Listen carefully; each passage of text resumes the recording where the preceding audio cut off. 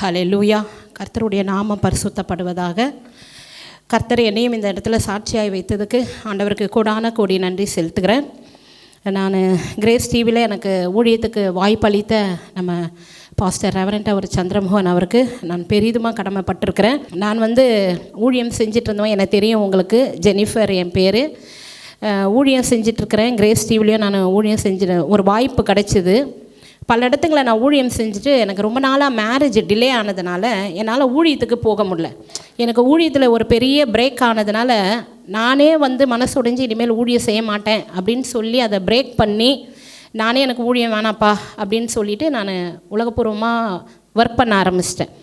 அப்போது எனக்கு இங்கே சும்மா செங்கல்பட்டில் எங்கள் அத்தை வீட்டுக்கு நான் ஸ்டே பண்ணலாம், ரொம்ப ப்ரெஷராக இருக்குது, ஒரு 10 days ஸ்டே பண்ணலான்னு வரும்போது தான் எனக்கு இங்கே ஊழியம் பார்த்துட்ருக்கிற நம்ம ஜெயந்தி ஆண்டி மூலமாக எனக்கு ஒரு வா நீ ரிலாக்ஸுக்கு இங்கே வா ஊழியத்துக்கு பாரு அப்படின்னு சொல்லி கூப்பிட்டு வந்தாங்க. ஆண்டவருடைய கிருபையில் ஃபஸ்ட்டு கிட்டத்தட்ட நான் ஒரு 15 வருஷமாக ஊழியம் பண்ண மாட்டேன்னு சொல்லி, அது பிசாசு என் மனசில் போட்ட விதையான்னு தெரியல, 15 வருஷமாக ஆண்டவருக்காக ஒரு ஊழியமே நான் செய்ய மாட்டேன். நீங்கள் எனக்கு முதல் மேரேஜை வாய்க்க பண்ணுங்கள், அதுக்கப்புறம் நான் உங்களுக்கு ஊழியம் செய்கிறேன்னு சொல்லி ஒரு 15 வருஷமாக நான் ஊழியம் செய்யாமல் அதை ஸ்டாப் பண்ணி வச்சுதான் எனக்கு இங்கே ரிலீஸ் ஆச்சு. நான் இது ஒரு சர்ச்சு அப்படின்னு நினச்சிட்டு தான் நான் உள்ளே வந்தேன். அதுக்கப்புறமா எனக்கு முதல் வந்த அன்றைக்கி எனக்கு ஒரு ப்ரேயர் ரெக்வெஸ்ட் எனக்கு ஜெபிக்க கொடுத்தாங்க. ஃபஸ்ட்டு ரெக்வெஸ்ட்டே திருமணம் ஆகாதவங்களுக்காக ஜெபம் பண்ணு. யோபு தன் சிநேகிதனுக்காக வேண்டுதல் செய்யும் போது கர்த்தர் அவனுடைய சிறை இருப்பை மாற்றினது போல் எனக்கு அதே ஜெப குறிப்பை எனக்கு கொடுத்தாங்க. நான் அதுக்காக ஜெபிக்கும்போது ஆண்டவர் எனக்கு பாஸ்டர் அடிக்கி இங்கே ஊழியம் செஞ்ச அத்தனை சிஸ்டரும் பிரதரும் சரி எனக்கு சொன்ன ஒரு வார்த்தை, நீங்கள் இங்கே வந்துட்டீங்கல்ல, ஆண்டவருக்காக நீங்கள் இறங்கிட்டீங்கல்ல, ஆண்டவர் உங்களுக்கு செய்வார், உங்களுடைய சிறைப்பு மாறும், உங்கள் கட்டுகள் மாறும். அந்த ஃபஸ்ட்டு அந்த வேர்டு கேட்கும் போது நான் அதை விசுவாசிக்கலை. ஏன்னா நிறைய கேட்டுட்டோம் இந்த வார்த்தையை ஆண்டவருடைய பிள்ளைங்கள் வாயிலிருந்து அந்த பாசிட்டிவான வேர்டு தான் வரும். இதை நான் நிறைய கேட்டுட்டேன். அப்படி இங்கே என்ன பெருசாக நடந்துட போகுது, அப்படி தான் என்னுடைய இது இருந்துட்டு நான் ஊழியம் செஞ்சுட்டு இருந்தேன். இங்கே தங்கியிருக்கும் போது இங்கே வந்தேன். நான் வேலைச்சேரி சென்னையிலேருந்து வரேன். சென்னையிலேருந்து இருக்கும்போது எனக்கு ஆண்டுதல் ஏவுதல், இங்கே ஊழியம் போகும்போது பாஸ்டர் கால் பண்ணும்போது வரீங்களா வரீங்களா அப்படின்னு கூப்பிடும்போது என்னால் எவ்வளோ மேக்ஸிமம் ட்ரை பண்ண முடியுமோ நான் ட்ரை பண்ணி இங்கே ஊழியத்துக்கு வந்திருக்கிறேன். அப்போ எனக்குள்ளே ஒரு பெரிய பேர்டன் குறைஞ்சிது. ஆண்டவருக்காக ஆண்டவர் ஏதோ ஒரு ரிலீஸ் பண்ணி கொடுத்துருக்குற அந்த ஊழியம், நம்ம இங்கே ஒரு சின்னதாக காரியம் செஞ்சாலும் அதில் ஒரு திருப்தி, அதில் ஒரு சமாதானம் இருந்தது எனக்கு. ஆண்டவர் முதல்ல எனக்கு இங்கே ஊழியத்தை ரிலீஸ் பண்ணி கொடுத்து இங்கே ஜெபித்த ஒருத்தருக்கும் ஒவ்வொருவரும் என் மேரேஜை பற்றி பேசிகிட்டே இருப்பாங்க. நாங்கள் இங்கே ஊழியத்துக்கு வேனில் வரும்போதும் போகும்போதும், ஜெனிஃபர் ஆண்டவர் இந்த வருஷத்துக்குள்ளே உங்களுக்கு ஆண்டவர் அற்புதம் செய்வார், உங்களுக்கு நிச்சயமாக செய்வார், நீங்கள் எங்கள் ஸ்டுடியோவில் சாட்சி சொல்வீங்க, கண்டிப்பாக நீங்கள் சாட்சி சொல்லுங்க. ஒவ்வொரு ஆண்டியும் அவ்வளோ என்கரேஜ், வரும்போதும் சரி போகும்போதும் சரி என்னை அவங்க புதுசாக பழகின மாதிரியே இல்லை, அப்படி ஒரு நேசித்தவங்க. அந்த அன்பை என்னால் மறக்கவே முடியாது. பாஸ்டருடைய வார்த்தை எனக்கு ஒவ்வொரு நாளும் ஃபோன் பண்ணி சொல்லிட்டு இருந்தாங்க. இல்லை என்ன அதுனா, எனக்கு இந்த மே 29 மேரேஜ் ஃபிக்ஸ் ஆச்சு. அவ்வளோ காலமாக நாங்கள் அந்த மேரேஜுக்காக ஜெபிச்சது 2 மாதத்தில் அலைன்ஸ் பார்த்து ஒரு 2 மாதத்தில் மேரேஜ் ஃபிக்ஸ் பண்ணிட்டு போயிட்டாங்க. நான் சொன்னேன், இது எப்படி நடந்ததுன்னு எனக்கு தெரியல. பாஸ்டர் அப்போ ஜெபிக்கும் போது அவருக்கு ஞாபகம் இருக்குமா இல்லையான்னு தெரியல. அவர் சொன்னவர், காற்றையும் காண மாட்டீர்கள், மழையும் காண மாட்டீர்கள், ஆனால் உங்கள் வாய்க்கால்கள் நிரப்புன்னு ஆண்டவர் சொல்கிறாரு. நீங்கள் அதை தைரியமாக அந்த டேட்டை ஃபிக்ஸ் பண்ணி, அவங்க ஃபிக்ஸ் பண்ணிவிட்டு போயிட்டாங்க. மார்ச் பார்த்துட்டு மே 29 மேரேஜ்ன்ட்டு போயிட்டாங்க.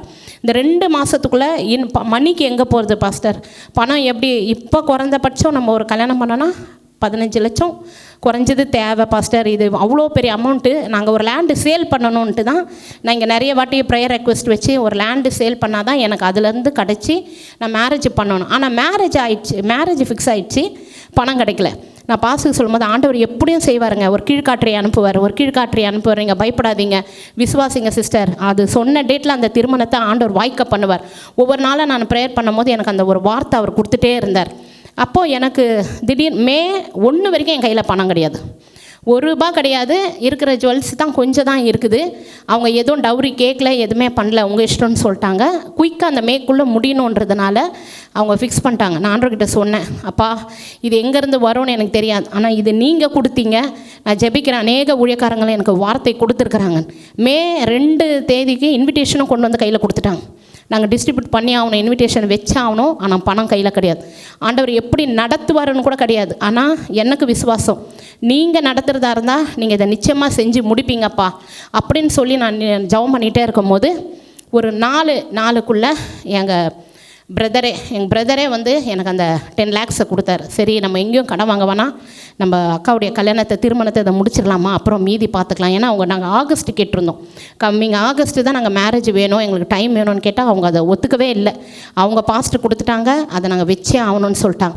நினச்சி பாருங்கள், ரொம்ப வருஷம் டிலே ஆன மேரேஜை ஆண்டவர் சீக்கிரமாக கொண்டு வந்தார். 2 மாதத்துக்குள்ளே திருமணம்னு சொன்னார், பணத்தையும் வாய்க்க பண்ணார்.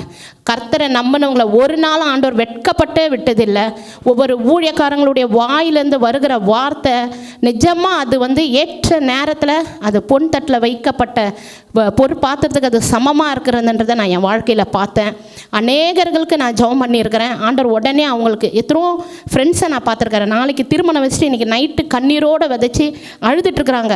டவுரி போடக்கூட நகை போடக்கூட எனக்கு பணம் இல்லைன்னா அவங்களுக்குலாம் நான் போய் ப்ரேயர் பண்ணிகிட்ருக்கிறேன்.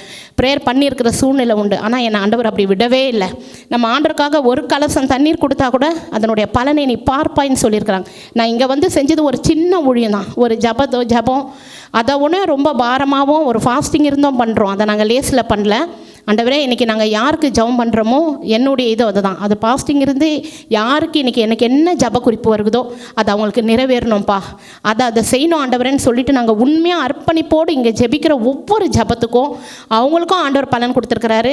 நாங்கள் ஊழியம் செய்கிற எனக்கும் ஆண்டவர் ஒரு பெரிய காரியத்தை நினச்சே பார்க்க முடியாத அளவுக்கு இந்த வருஷத்தில் எனக்கு 2 மாதத்தில் மேரேஜை ஃபிக்ஸ் பண்ணி அதுக்குரிய தேவைகளையும் சந்திச்சுட்டு ஆண்டவர் நல்ல ஒரு ஜெபிக்கிற குடும்பம் தான்.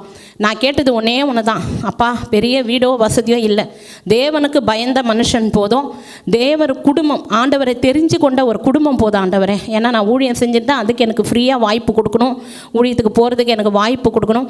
ஆண்டவர் அப்படியே அந்த குடும்பத்தை சொன்னார், ப்ரேயர்னா நீ போ அப்படின்னு சொல்கிற அளவுக்கு கர்த்தர் எனக்கு ஒரு நல்ல ஹஸ்பண்டையும் ஆண்டவர் கொடுத்துட்டு இங்கே ஜெனிஃபராக வந்தேன். இப்போது வினோத் ஜெனிஃபரா ஆண்டவர் உங்கள் முன்பாக என்னை சாட்சியாய் வைத்த கிருபைக்கு நன்றி. ஜெபித்த ஒவ்வொருவருக்கும் நான் இருதயத்தின் ஆழத்திலேருந்து நான் நன்றி செலுத்துகிறேன். எனக்கு செய்த ஆண்டவர் உங்களுக்கும் நிச்சயமாக செய்வார். ப்ரேயர் ரெக்வெஸ்ட் அனுப்புங்க. இங்கே ஜெபிக்கிற ஒவ்வொரு விண்ணப்பத்துக்கும் பாரத்தோடு ஜெபிக்கிறோம், அதுக்கு உரிய பலனை நீங்கள் கண்டிப்பாக பார்ப்பீங்க. இயேசுவின் நாமத்தினால நான் நன்றி செலுத்துகிறேன்.